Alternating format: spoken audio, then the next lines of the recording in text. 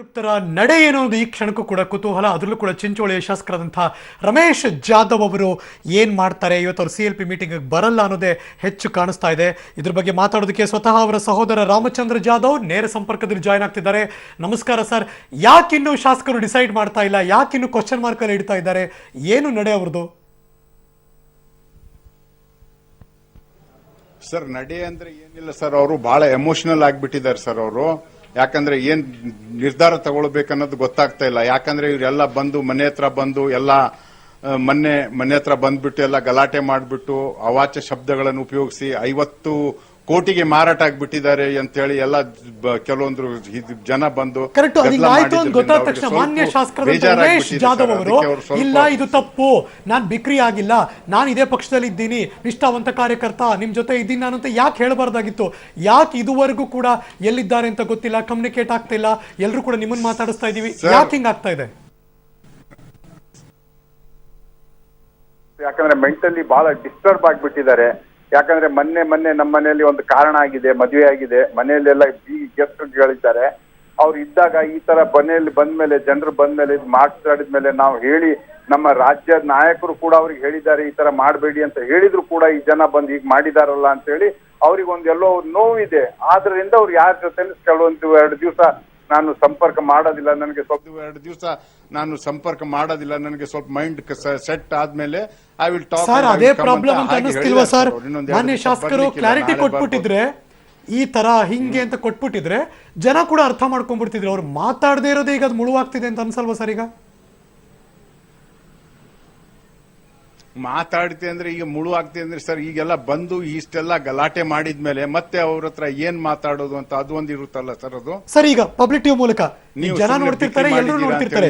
ಈಗ ಉಮೇಶ್ ಜಾಧವ್ ಮಾನ್ಯ ಶಾಸಕರು ಚಿಂಚೋಳಿ ಕ್ಷೇತ್ರ, ಅವರ ಡಿಸಿಷನ್ ಏನ್ ಸರ್? ಈಗ ಇವತ್ತು CLP ಸಭೆಗೆ ಬರ್ತಾರಾ ಇಲ್ವಾ ಸರ್?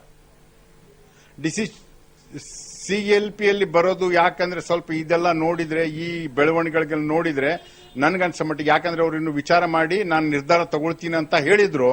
ಇನ್ನು ಏನು ಆಗುತ್ತೆ ಅನ್ನೋದು ನನಗೂ ಕೂಡ ಸ್ವಲ್ಪ ಅನುಮಾನ ಇದೆ ಸರ್. ಅವ್ರು ಬಂದಿದೆ ಆಗಿದ್ರೆ ಕಾಂಗ್ರೆಸ್ CLP ನಾಯಕ ಬರಲೇಬೇಕು ಅಂತ ಫರ್ಮಾನು ಹೊರಡಿಸಿದ್ದಾರೆ. ಬರ್ದೇ ಹೋದ್ರೆ ಏನ್ ಫೇಸ್ ಮಾಡಬೇಕಾಗುತ್ತೆ ಅಂತ ಕೂಡ, ಪಕ್ಷ ಉಲ್ಲಂಘನೆ ಕಾಯ್ದೆ ಏನಿದೆ ಅದನ್ನು ಕೂಡ ಅಪ್ಲೈ ಆಗುತ್ತೆ ಅಂತ ಗೊತ್ತಿದೆ, ಅನರ್ಹರಾಗ್ತೀನಿ ಅಂತ ಕೂಡ ಗೊತ್ತಿದೆ, ಇವೆಲ್ಲವೂ ಕೂಡ ಗೊತ್ತಿದ್ದೇ ಮಾಡ್ತಿದ್ದಾರೆ. ಗೊತ್ತಿದೆ ಸರ್, ಅವ್ರಿಗೆಲ್ಲ ಗೊತ್ತಿದೆ. ಅದಕ್ಕೆ ಅವರೆಲ್ಲ ಗೊಂದಲದಲ್ಲಿದ್ದಾರೆ ಇವಾಗ. ಯಾಕಂದ್ರೆ ಈ ಸ್ಥಿತಿಯಲ್ಲಿ ನಾನು ಏನ್ ಮಾಡೋದಪ್ಪ ಅಂತ ಹೇಳ್ಬಿಟ್ಟು ಗೊಂದಲದಲ್ಲಿದ್ದಾರೆ. ನೋಡಿ ಅವರು ಇನ್ನು ವಿಚಾರ ಡಿಸಿಷನ್ ಏನ್ ತಗೊಳ್ತಾರೋ ಇನ್ನು ಹೇಳಿಕ್ ಆಗೋದಿಲ್ಲ ಸರ್. ಇನ್ನು ಎಲ್ಲಿದ್ದಾರೆ ಸರ್ ಈಗ ಶಾಸಕರು, ಎಲ್ಲಿದ್ದಾರೆ ಸರ್? ಅಲ್ಲಿ ಮುಂಬೈಯಲ್ಲೇ ಇದ್ದಾರೆ ಸರ್, ಮುಂಬೈಯಲ್ಲೇ. ಸೊ ಇನ್ 4 ತಾಸು ಮಾತ್ರ ಬಾಕಿ ಇದೆ. ಫ್ಲೈಟ್ ಹತ್ತಿದ್ರು 2-2:30 ಬರ್ಬೋದು, ಗೊತ್ತಿಲ್ಲ. ಬಟ್ ಬರ್ತಾರಾ ಇಲ್ವಾ ಸರ್? S R no?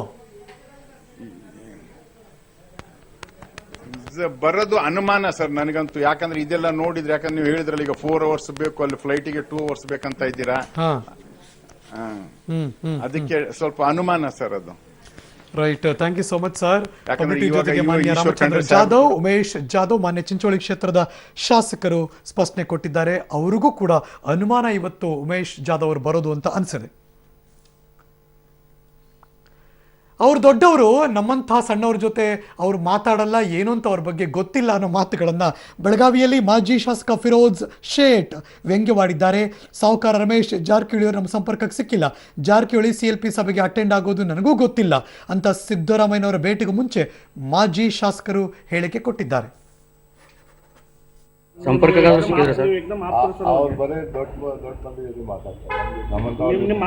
ಬರ್ತಾರೆ ಸರ್ ಇವತ್ತಿನ CLP ಮೀಟಿಂಗ್ ಪಕ್ಕಾ ಕಾಂಗ್ರೆಸ್ ನಾಳೆ ಬರ್ತಾರೆ.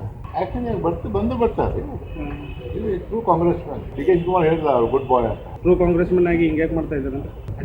ಅಧಿಕಾರದ ಆಸೆ ಸರ್. ಅಧಿಕಾರದ ಏನಿಲ್ಲ, ಯಾವುದೋ ಒಂದು ಮಾತಲ್ಲಿ ನೋವು ಆಗ್ಬಿರ್ಬೋದು. Time will tell, don't worry.